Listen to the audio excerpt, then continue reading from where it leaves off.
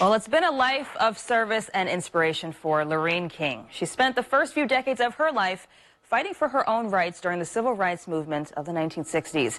And she did march on Washington in 1963 with a famous speech by another person named King. And we told you about that in part 1 of this Black History Month special. In part 2, I sat down with her to find out how she's working to improve the quality of life for people from all walks of life right here in central Illinois. People have got to look at each other as we're all children under the universe.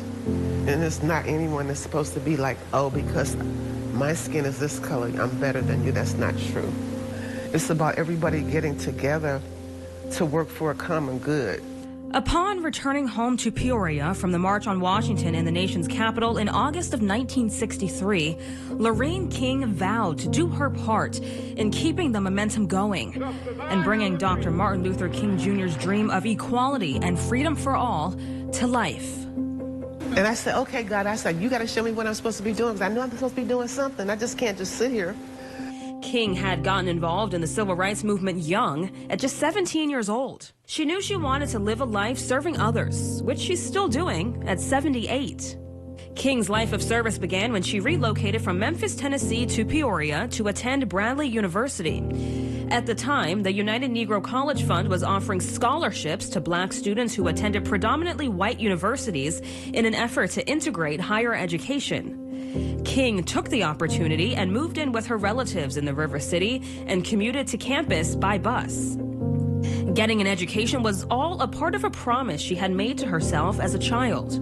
I read something that talked about the cycle of poverty, and it said that the propensity was the cycle of poverty to continue in families. And I remember telling myself, I'm going to break the cycle of poverty because I'm going to college. King's journey to graduation took a little bit longer than she anticipated. I got pregnant, got married, and then wound up having to go to work.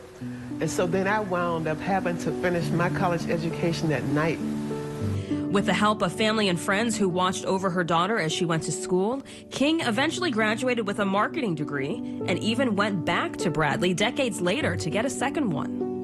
Along the way, she found herself working in the student support services at Illinois Central College and the University of Illinois College of Medicine, mentoring kids coming out of high school. So I always had an affinity for helping, for still lending a helping hand, because I know that when I grew up, things weren't equal. And so I think because I had gone through those experiences, that I felt obligated to help guide other people through that as well. King's mentorship went beyond the classroom. She spent roughly 5 years teaching inmates at an all-male prison in Canton how to read and write. In sitting and talking with them, King learned there's power in giving someone space to tell their story.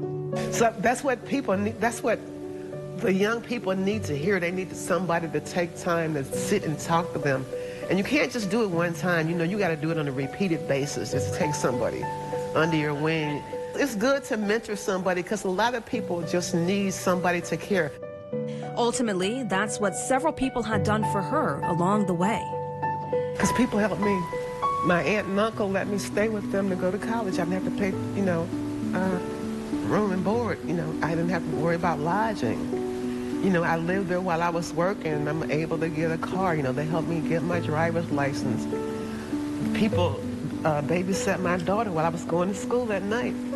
So, I have to give, I just feel a passion to give back, and so that's why I do a lot of volunteer stuff. And she says as long as she's able, she's going to keep paying it forward. Reporting in Peoria, I'm Erin Brown for 25 News.